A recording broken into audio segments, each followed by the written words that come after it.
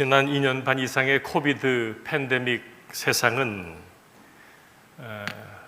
그 어느 공동체보다 우리 교회 공동체가 가장 큰 충격을 받았습니다. 왜냐하면 역사상 처음으로 공예배를 하지 못하게 하는 그런 세상을 살았기 때문입니다. 미국에도 그랬습니다. 아예 모이지를 못하게 했습니다. 어느 날 갑자기 늘 다니던 교회를 가지 못하고 공예배를 함께 드리지 못한다는 것이 여러분은 어떠셨습니까?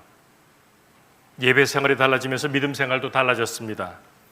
이런 초유의 사태 속에서 영적으로 더 긴장을 하고 더 간절하게 하나님을 찾는 성도들은 오히려 여러 면에서 더 건강해지고 또 깊은 은혜를 체험하는 계기도 됐지만, 반면에 수박 거달기식으로 예배를 구경했던 보았던 사람들은 더 멀리 가버려서 잃어버린 영혼들이 되고 말았습니다.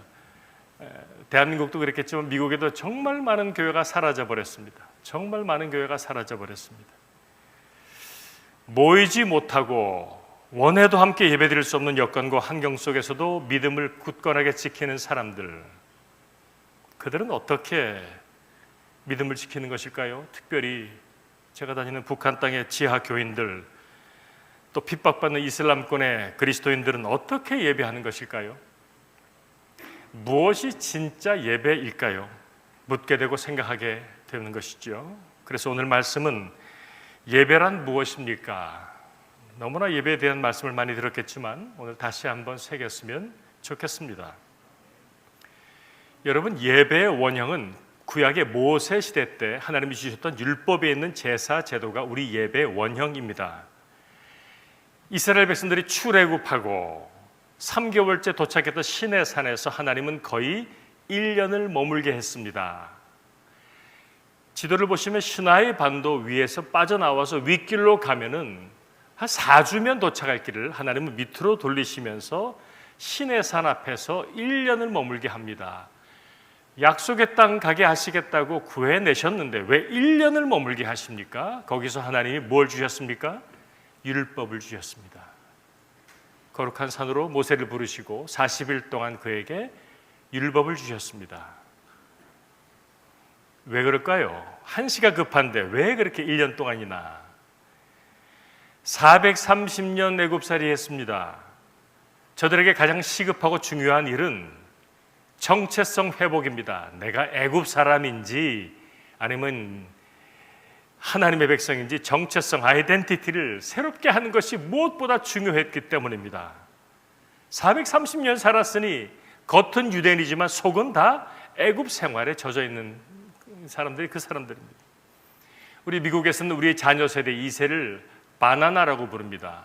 왜냐하면 겉은 노란데 까보면 하얗습니다. 겉은 동양인인데 안에 까보면 속알맹이는 백인입니다. 생각하는 게. 그래서 바나나 세대라고 부릅니다. 제 막내 아들이, 미국에서 태어난 제 막내 아들이 바나나였습니다.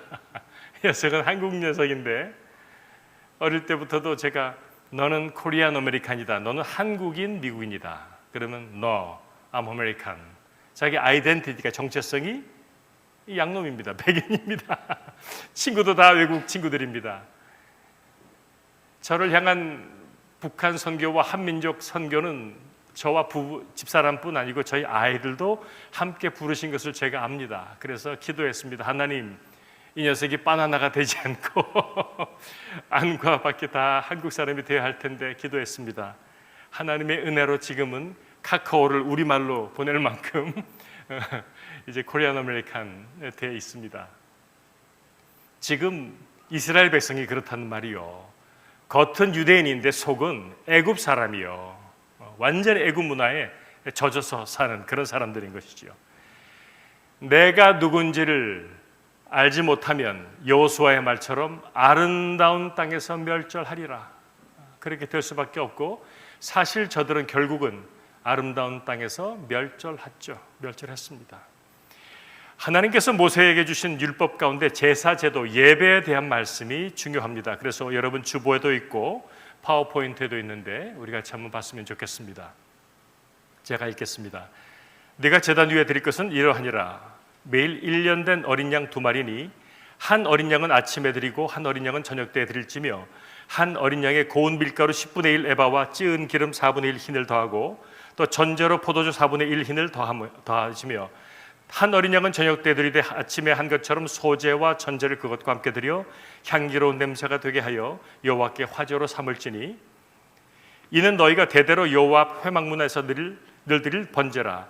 내가 거기서 너희와 만나고 내게 말하리라. 내가 거기서 이스라엘 자손을 만나리니 내 영광으로 말미암아 회막이 거룩하게 될지라. 내가 그 회막과 제단을 거룩하게 하며 아론과 그의 아들들도 거룩하게 하여 내게 제사장 직분을 행하게 하며 내가 이스라엘 자손 중에 거하여 그들의 하나님이 되리니 그들은 내가 그들의 하나님 여호와로서 그들 중에 거하려고 그들을 애굽 땅에서 인도하였는 줄을 알리라. 나는 그들의 하나님 여호와니라. 여러분, 이 말씀의 키포인트가 노란 글자로 되어 있는 부분입니다. 하나님 말씀의 포인트가 뭡니까? 목적이 뭡니까? 내가 거기서 그 회막에서 성막에서 너희와 만나고 그들의 하나님이 되리니 3번을 말씀합니다. 내가 너희를 만나고 내가 너희의 하나님이 되리니. 하나님 아버지의 심정이 느껴지십니까? 아버지의 마음이 율법을 왜 주시는가? 내가 너희를 좀 만나기 위해서. 내가 너희를 만나기 위해서. 제사제도, 5대 제사제도, 번제, 소제, 화목제, 속죄제, 속건제, 아침 저녁으로 짐승을 잡아드리는 제사, 예배의 핵심이 뭡니까? 제물입니다. 제물입니다. 내 온 죄를, 온 이스라엘 백성들의 죄악을 짐승에게 덮어씌우고 짐승을 죽여서 죄를 없이 해서 하나님이 마음껏 우리를 만날 수 있는, 내가 너희를 만나려고, 내가 너희 하나님이 되려고. 이 제사 제물 제도의 원형은 창세기 3장 21절 여호와 하나님이 아담과 그 아내를 위하여 가죽옷을 지어 입히시니라. 여러분, 에덴 동산에서 하나님의 천지 창조 이후에 최초의 죽임이 벌어진 사건입니다. 아담과 하와는 천지 창조 이후로 처음으로 어떤 존재의 죽음을 보았습니다. 어떤 짐승이 죽임당함을 보았습니다. 피냄새를 맡았습니다. 그리고 하나님이 그 가죽을 벗겨서 아담과 하와를 덮으셨습니다. 왜요? 벗어서 부끄러워서 하나님을 피해 도망가 있는 저들의 수치를 가리기 위해서. 이것은 장차 당신의 아들을 그 짐승처럼 잡아서 그 피로 모든 인생들의 부끄러움과 수치와 끔찍한 죄악과 멸망과 심판을 덮어버리시려고 구해내신 십자가 구원의 원형이 이 말씀. 같은 원리를 오늘 하나님께서 모세를 통해 이스라엘 백성에게 주시는 이 제사 제도, 예물의 의미가 무엇입니까? 바로 그거. 죄사함, 대속, 죄를 대신 치루어 줌. 하지만 여러분, 생각해 보십시오. 그게 말이 됩니까? 여러분의 죄를 짐승에게 어떻게 전가를 시킵니까? 내가 죄졌으면 내가 갚아야지. 세상에 그런 법이 어디가 있습니까? 어느 나라, 어느 민족, 어느 국가에 그런 법이 있습니까? 살인했다고 당신 키우는 양 한 마리 잡으시오 그리고 끝. 그런 법은 세상에 없습니다.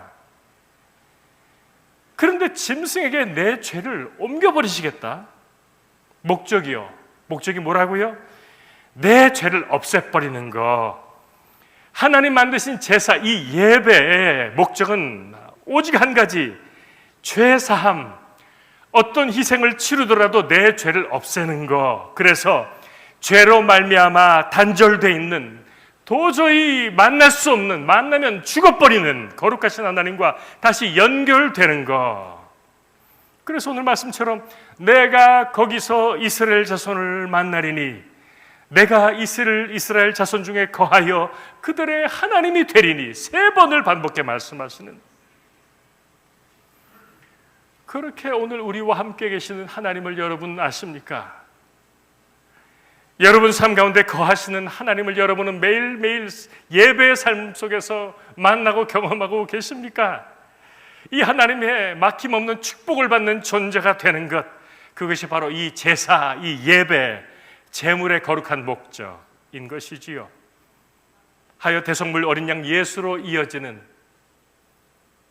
마태복음 20장 28절 말씀처럼 인자가 온 것은 섬김을 받으려 함이 아니요 도리어 섬기려 하고 자기 목숨을 많은 사람물의 대속물로 주려 함이니라. 대속물의 영어는 랜섬, 몸값입니다. 내 아이를 유괴해 간 자가 랜섬을 요구합니다. 몸값 내놔라, 아들 줄게. 죄와 죽음과 사망에게 사로잡힌 우리에게 하나님께서 아들을 몸값으로 내어주고 우리를 구원해내신 하나님의 구속사, 하나님의 구원사, 창세기부터 성경 전체에 흐르는 끊임없이 구원을 베푸시는, 생명을 베푸시는 은혜의 사랑, 그것이 오늘 우리가 드리는 예배의 원형이요. 이 예배가 바로 그 예배요. 그래서 막힘이 없는 하나님의 지성소가 된 이곳에 우리가 들어와서 막힘이 없는 주님의 임재 가운데 살아가는 것, 기뻐하며 예배하는 것. 그러므로 사랑하는 여러분이요, 우리가 어떻게 예배를 드려야 하겠습니까? 레위기 1장 1절부터 3절 앞에 보시면서 우리 같이 한번 제물과 제사법에서 배우는 저와 여러분은 오늘도 어떤 준비로, 어떤 자세로, 어떻게 지금 마음으로 예배하는지 모르겠지만 하나님께서 말씀하신 말씀 속에서 배울 수 있기를 바랍니다. 우리 1절부터 3절 같이 한번 읽겠습니다. 시작. 여호와께서 회막에서 모세를 부르시고 그들에게 말씀하여 이르시되 이스라엘 자손에게 말하여 이르라. 너희 중에 누구든지 여호와께 예물을 드리려거든 가축 중에서 소나 양으로 예물을 드릴지니라. 그 예물이 소의 번제이면 흠없는 수컷으로 회막문에서 여호와 앞에 기쁘게 받으시도록 드릴지니라. 아멘. 이스라엘 백성의 입장이 되어보십시다. 우리가 그 시대 이스라엘 사람이 되어봅시다. 하나님께서 나에게, 여러분에게 제물을, 소와 양, 흠이 없는 수소를 회막까지 끌고 오라고 하십니다. 누가 끌고 옵니까? 여러분이, 내가 끌고 갑니다. 12지파 누구나 각자 집에서 내가 기르고 있는 가축 가운데 흠이 없는 깨끗한, 이 훗날에 예루살렘의 솔로몬 성전이 세워졌을 때도 마찬가지. 그때는 어땠을까요? 더 퍼져 있는 이스라엘 12지파 사람들이 다 성전까지 가축을, 제물을 끌고 와야 되는 겁니다. 요단강 동편에 자리를 잡았던 루벤, 갓, 므낫세 반지파는, 므낫세 지파는 100km 거리가 됩니다. 예루살렘까지 100km 거리를 제물을 끌고 가는 거예요. 100km를 몇 주, 몇 달이 걸릴지도 모릅니다. 중요한 게 뭡니까? 흠 없는 상태로 도착해야 합니다. 흠이 없는 상태로 도착해야 됩니다. 가다가 다치거나 흠집이 생기면요, 헛수고입니다. 다시 가서 흠 없는 것을 또 끌고 가야 합니다. 예수님 시대 때 성전에서 제물을 팔았습니다. 그리고 보통 가축의 10배를 받았습니다. 그 이유가 그거지요. 고생하지 말고 그냥 와서 10배 돈 주고 사라는 거예요. 가축 끌고 100km, 수십 킬로미터 오다가 뭔 일 생기는 것보다는 울며 겨자 먹기로, 또 그 흠이 없다는 것은 제사장들이 거기서 판별을 하니까, 그래서 10배 값을 주고 사게 만든. 끌고 와서 더 중요한 것은 4절입니다. 그는 번제물의 머리에 안수할지니 그를 위하여 기쁘게 받으심이 되어 그를 위하여 속죄가 될 것이라. 그는 여호와 앞에서 그 수송아지를 잡을 것이요 그는 여호와 앞에서 그 수송아지를 잡을 것이요. 안수합니다. 누가요? 끌고 온 여러분이요. 여러분이 끌고 온 제물을 오케이, 흠이 없다 그러면 거기다 여러분이 그 짐승에게 안수합니다. 제사 드리는 자가, 예배 드리는 자가 내 죄를 고백하면서 내 죄악들을 그 제물에게 전가시킵니다. 트랜스퍼 시킵니다. 내 죄가 짐승에게 들어가고 그 제물의 흠없음이 나에게 전가됩니다. 동일화가 됩니다. 제물이 내가 됩니다. Grace of Identification, 동일화가 됩니다. 제물이 내 죄 지고 대신 죽는 것입니다. 여러분, 은혜가 뭡니까? 여러분 받은 은혜가 뭡니까? 우리가 경험하는 은혜가 뭡니까? 내 죄를 다른 데로 옮길 수 있는 거예요. 전가시켜서 내 죄를 없이 할 수 있는 거예요. 그게 은혜요. 세상에 이런 비논리, 비상식, 비이성적인 내용이 어디가 있습니까? 많은 하나님이 그걸 법으로 만드셔서, 그리고 재물을 잡습니다. 누가 잡습니까? 여러분이 잡습니다. 끌고 온 여러분이 잡습니다. 내가 잡습니다. 끌고 온 사람이 재물을 죽입니다. 여러분이 집에서 흠없이 깨끗하게 잘 키운 소, 양, 염소를 키우면서 정도 들었을 그 짐승을 내 손으로 죽여야만 합니다. 왜요? 내 죄 때문에, 내 죄를 그 짐승에게 옮겼기 때문에, 그게 죽어서 나를 살리기 때문입니다. 여러분 마음이 어떨까요? 여러분 마음이 어떻겠습니까? 먹여주고 키워준 주인이 나를 바라보고 있는 그 짐승을 내가 죽인다는 것이 어떤 느낌일 것 같습니까? 여긴 도살장이 아닙니다. 도살장 도축이 아닙니다.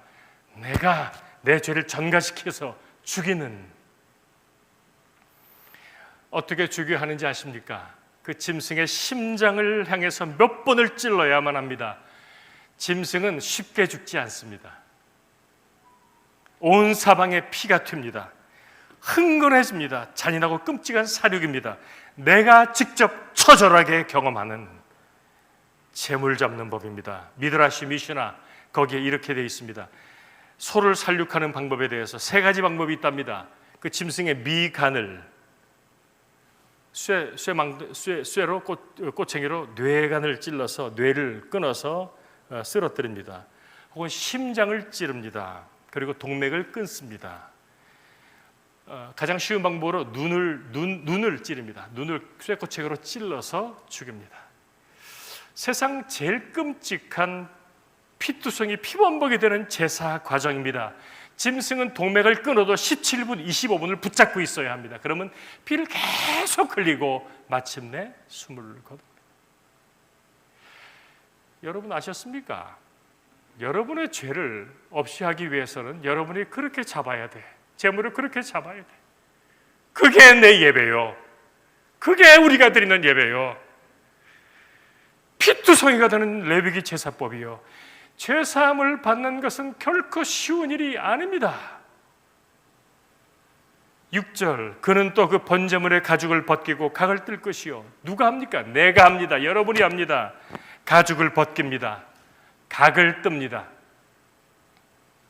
그리고 각을 뜹니다. Cut it into pieces. 손도끼로 조각조각을 냅니다. 우리가요, 내가요. 그러면 그 다음에 아론의 자손 제사장들은 그 뜬 각과 머리와 기름을 제단 위에 있는 불 위에 있는 나무에 벌려놓고 내장 전가기를 물로 씻을 것이요, 제사장은 그 전부를 제단 위에 불살라 번제를 드릴지니. 우리가 다 끝내고 나면 이제 그 제사 제사장이 그냥 갖다 놓고 태우는 거예요. 그것밖에 안 합니다. 그것밖에 안 합니다. 근데 말씀하시기를 이는 화제라 여호와께 향기로운 냄새니라. 이 잔인하고 처참한 도살의 과정과 피로 가득한 참혹한 현장, 그거를 향기롭게 받으신다. 하나님 앞에 그게 향기로운 제물이 된다. 그 끔찍한 그게 왜 하나님께 향기로운 제물이 된단 말입니까? 내 죄가 없어졌기 때문입니다. 그래서 내 죄가 맑게 씻겼기 때문입니다. 흠없는 제물에 흠없음이 내게 씌워졌기 때문입니다. 그것을 하나님이 기뻐하시는 겁니다. 할렐루야. 그러니까 이제부터는 하나님께서 마음껏 그들을 만나고 그 자손들을 축복하고 막힘이 없는 교제와 하나님의 은혜가 더딥혀질 수 있기 때문에 하나님이 기뻐하니 향기로운 냄새로 하나님께 올라가는 것이지. 도살과 제사의 한 가지 차이점은 안수요. 안수. 여러분이 안수하는 거예요. 전가시키는 거. 여러분의 죄악을 옮겨버리는 것. 하나님의 어린 양 예수가, 그분이 흠이 없는 그분께서 제물 되실 수밖에 없는 이유가 바로 그거요. 그 흠이 없는 그 의로움이 우리에게 씌워지고 우리의 죄가 그 제물 되신 그분에게 다 들어가서 지금도 우리는 예수 그리스도의 이름으로 십자가 보혈의 은혜로 이렇게 예배하고 하나님은 마음껏 우리를 축복하고 하늘 백성이 되어 사는 이 놀라운 은혜를, 할렐루야, 할렐루야.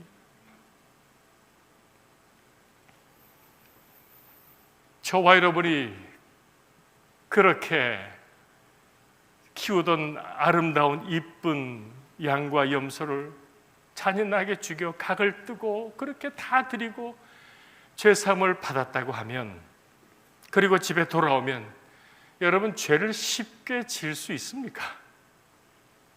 또 내가 큰 죄가 퍽 걸리면 또 이쁜 거 한 마리 끌고 가서 또 잡고 피투성이에 난장판이 돼야 하는데, 그게 쉽게 다시 죄를 짓게 되겠습니까? 물론 죄 지을 수밖에 없는 sinful nature 가진 우리 죄인들이지만, 우리 존재지만, 어떻게든 우리의 죄를 끊어내기 위한 하나님의 섭리 또한 들어있지 않은가 하는 것을 생각하게 되는 것이죠. 옛날에 스코틀랜드 감옥에는 사형수에게 사형이 집행되면 이제 목을 매달아서 사형수 집행이 끝나고 나면, 죽고 나면, 죽음을 확인하고 나면 그 바깥에 이렇게 적혔습니다. Today 누구 is justified. justified는 죄 없어졌다, 깨끗해졌다, 그런 뜻입니다. 의로워졌다는 뜻입니다. 아니, 죽었는데 의로워졌대요. 왜요? 맞아요. 죽었으니까, 죄값을 갚았으니까 의로워진 거예요. 그렇죠? 그런데 우리가 그렇게 의로워졌다고 하나님이, 성경이 말씀하는 거예요. 로마서 3장 23절 같이 한번 읽읍시다. 모든 사람이 죄를 범하였음에 하나님의 영광에 이르지 못하더니 그리스도 예수 안에 있는 성령으로 말미암아 하나님의 은혜로 값없이 의롭다 하심을 얻은 자 되었느니라. 아멘. 누가요? 내가, 여러분이 하나님 앞에 의로운 자가 됐단 말이요. 나는 안 죽었는데요. 그분이 죽으심으로 값없이 공짜로 의롭다 하심을 받은 저와 여러분, 그래서 우리는 막힘없는 하나님과의 교제, 사랑, 그 사랑받는 깨끗한 존재가 되어 오늘도 우리는 하나님을 기뻐하며 예배하는 것입니다. 제사의 핵심은 제물. 어떤 예배인가는 그 제물이 결정합니다. 하나님이 정하신 기준은 단 하나요. 흠이 없는 제물, 정결한 제물. 정결한 제물은 오늘날 뭘까요? 다윗의 고백 가운데 그 비밀이 들어있습니다. 우리 같이 한번 다윗의 고백 시편 51편 17절 말씀을 같이 읽습니다. 하나님께서 구하시는 제사는 상한 심령이라. 하나님이여 상하고 통회하는 마음을 주께서 멸시하지 아니하시리이다. Broken spirit요, 재물처럼 다 쪼개지고 상한 심령요, 하나님께 올라간 재물처럼 찢기고 나누어져 불에 태워지는 재물처럼 예배자의 찢어진 마음, 상한 마음, 죄를 뉘우치는 마음을 재물처럼 받으십니다. 하나님은 그것밖에 없습니다. 그래서 하나님께 재물되어 올라가는 나의 마음, 아무리 의롭게 살려고 하고 믿음으로 살려고 해도 또 죽구덩 무너지고 또 세상 유혹에 자빠지고 넘어지고 엉망진창이 돼버리고, 그러면 또다시 재물처럼, 다 쪼개진 재물처럼 하나님 앞에 나와서 울며 회개하며 이 죄를 용서하소서, 그런 재물, 그런 마음, 그거면 된다는 거예요. 하나님은 그것밖에 원하지 않아요. 여러분 가운데 의인이 있으시면 이 예배 드실 필요 없습니다. 우린 늘 그렇게 하나님 앞에 찢어진 재물처럼 나옵니다. 상한 심령으로 나옵니다.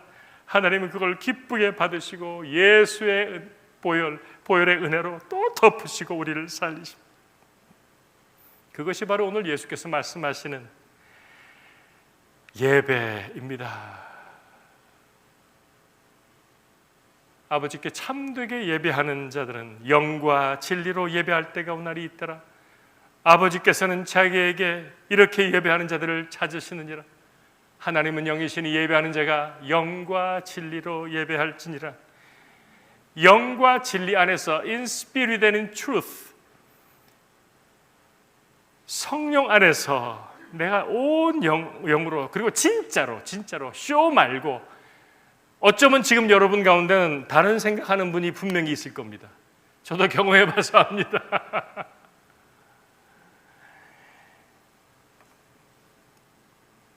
저는 본의 아니게 오랜 동안 찬양을 이렇게 워시퍼가 되게 하셨습니다.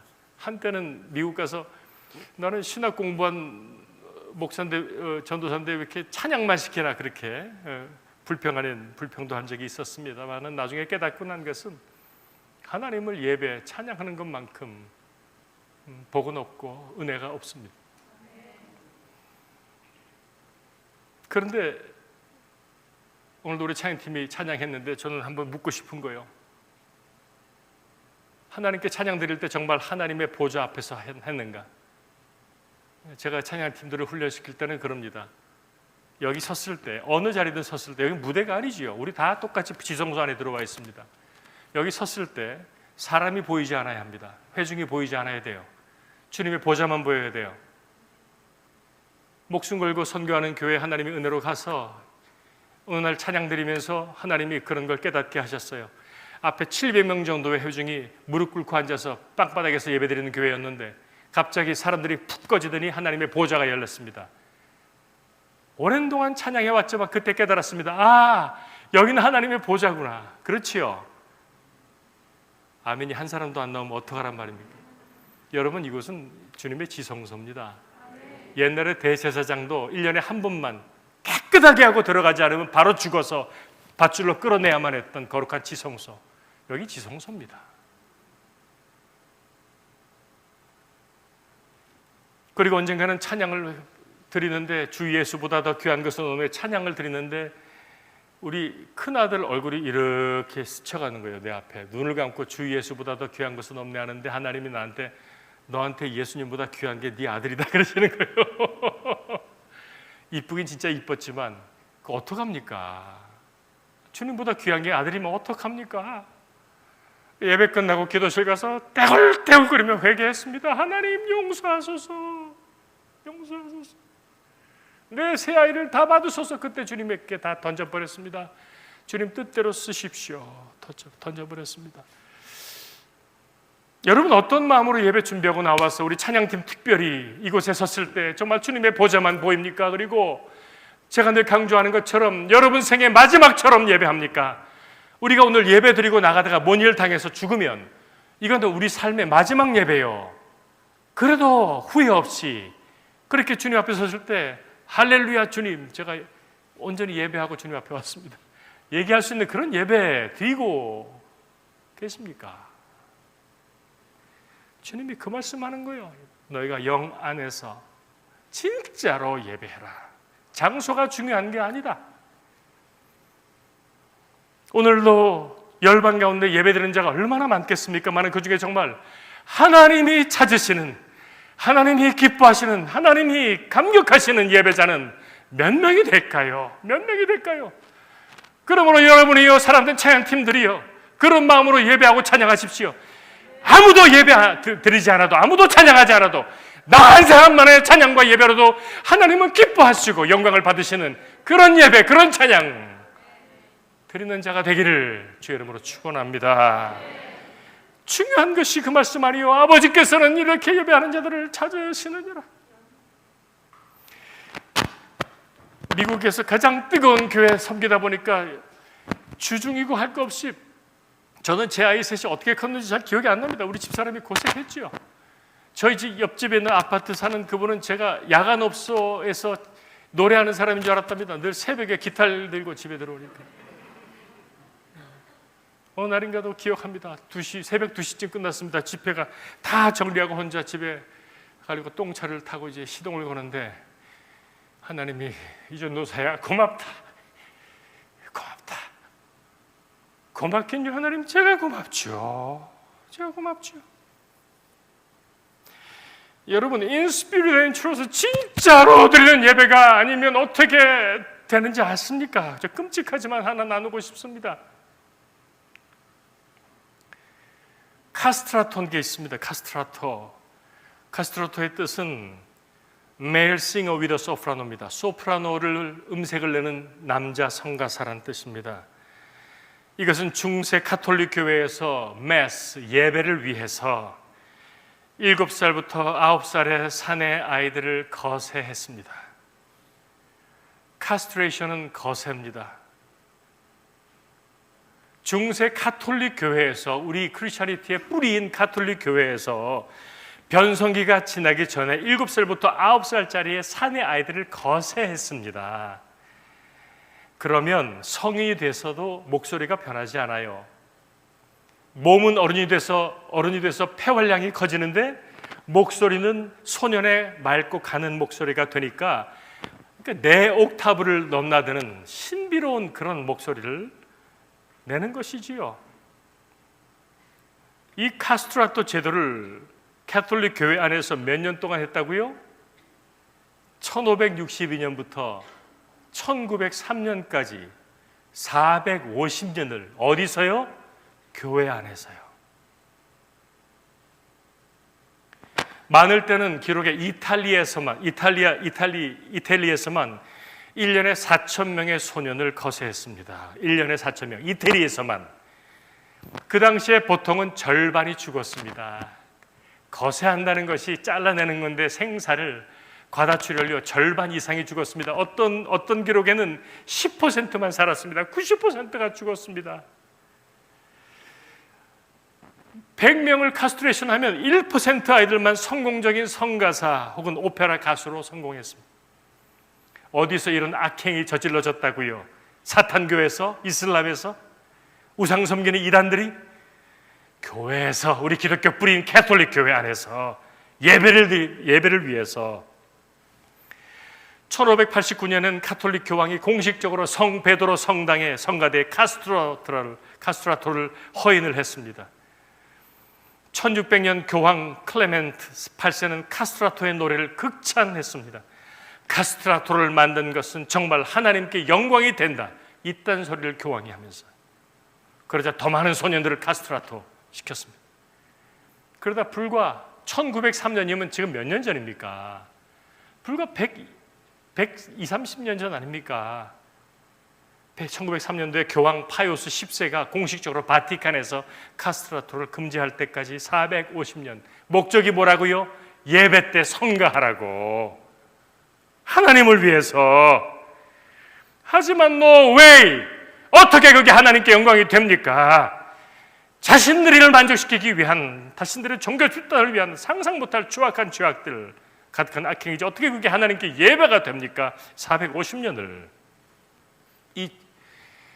이 그림의 이 사람은 마지막 카스트라토입니다. 바티칸의 마지막 성가사입니다. 1922년도에 사망했습니다. 그 음반이 남아 있습니다. 이 사람의 소리를 한번 잠깐 들어보겠습니다. 한번 들어주시죠.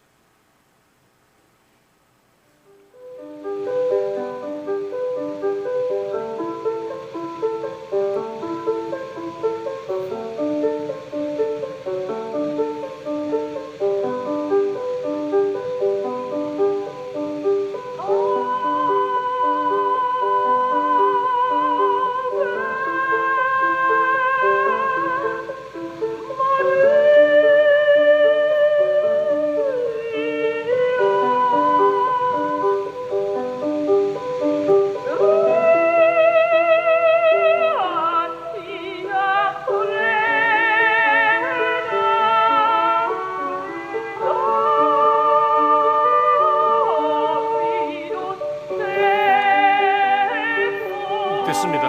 예. 40대 남자 목소리입니다.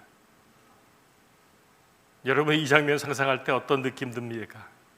하나님 앞에 드리는 예배 자리, 예배 요소 가운데도 직접 하나님께 올라가는 이 찬양. 근데 인위적으로 남성이 제거된, 남성도 여성도 아닌 카스트로가 되는 신비한 이상한 이런 소리 들으면서 교황도 추기경도 신부들 귀족들이 하나님의 백성, 하나님의 자녀라고 하는 저들이 모여서 환호를 하고 감탄을 하고 박수를 친다. 이 음악 들으면서 하나님께 찬양이라고 영광을 돌린다. 자녀를 불 속에 집어넣는 이교 집단들도 아니고 엄연한 예수 그리스도의 몸 된 교회라고 하는 가톨릭 교회에서 예배라고 하는 것을 드리면서 450년을 이 짓을 해왔다는 것을 여러분 상상할 수 있습니까? 오늘 우리가 생각하기 원하는 예배란 무엇입니까? 우리는 저와 여러분은 얼마나 소망 없는 존재인지를, 얼마나 추악하기 짝이 없는 존재인지를 깨닫는 데서부터 우리는 하나님의 그 은혜를, 용서와 자비와 긍휼과 구원의 은혜를 진정 깨달을 수 있음을 다시 생각하게 되는 것입니다. 사람은 얼마든지 예배드린다면서 엉뚱한 짓 할 수 있습니다. 정작 하나님과는 아무런 상관도 없는 이런 악행 저지르고 우리 스스로 만족을 위해 엉뚱한 짓 할 수 있다는 사실이 우리 참담한 기독교 역사, 가톨릭 역사가 보여주고 있습니다. 이 사람은 전설적인 카스트라토입니다. 파리넬리라고, 이런 아마 그림을 본 적이 있으실 겁니다.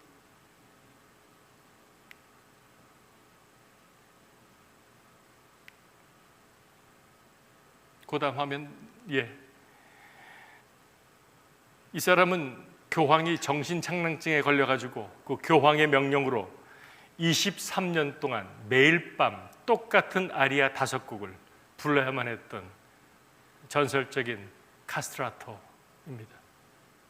23년 동안 매일 밤 똑같은 아리아 5곡을 교황 앞에서 불러야 했던 끔찍한, 하나님의 이름으로 하나님께 드릴 찬양, 예배, 미사라는 구실로, 사실 그 뒤에는 돈벌이가 목적이었습니다. 아이를 파는 거예요. 교회 파는 거예요.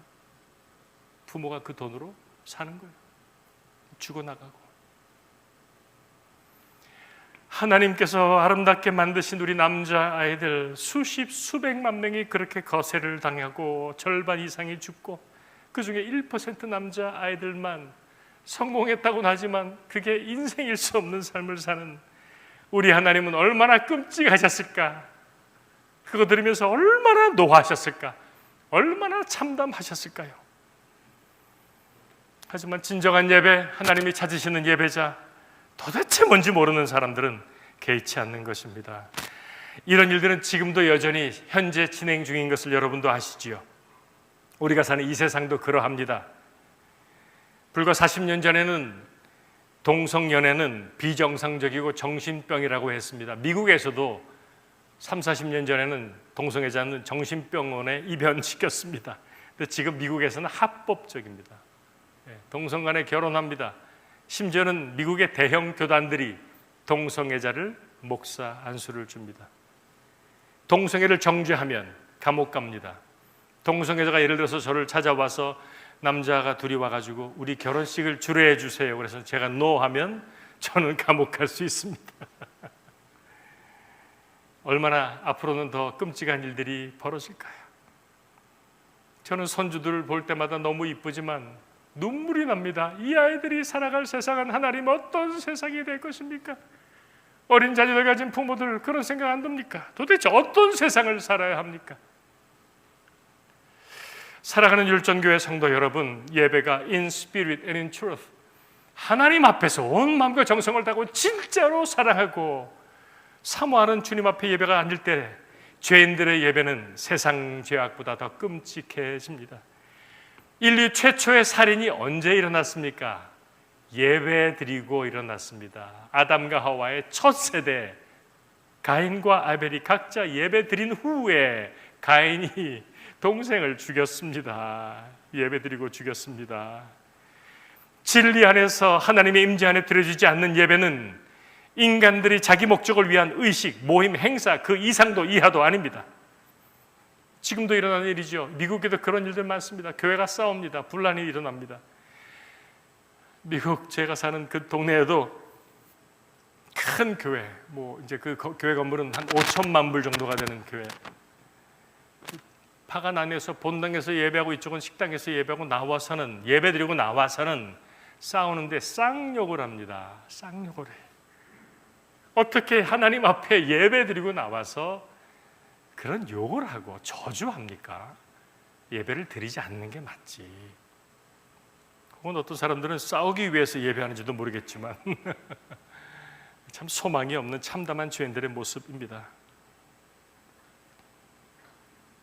마태복음 5장 23절 말씀처럼 그러므로 예물을 제단에 드리려다가, 다른 말로 하면 하나님께 예배 드리려다가 거기서 네 형제에게 원망 들을 만한 일이 있는 것이 생각나거든. 누가 생각나게 합니까? 하나님이. 얘야, 내가 너를 좀 만나고 너를 축복하고 싶은데 막혀있다. 네 형제에게 원망 들을 만한 일을 네가 했구나. 그거 좀 풀고 오너라. 그래야만 하나님이 만날 수 있으니까, 그래야만 하나님이 사랑하고 축복하실 수 있으니까 생각나게 하십니다. 혹시 지금 여러분 가운데 그런 분이나 그런 남편이나 그런 아내나 그런 자녀나 그런 부모 혹은 친구들이 생각나는 분이 있으시면 먼저 푸십시오. 먼저 푸십시오. 그리고 와서 예배해야 합니다.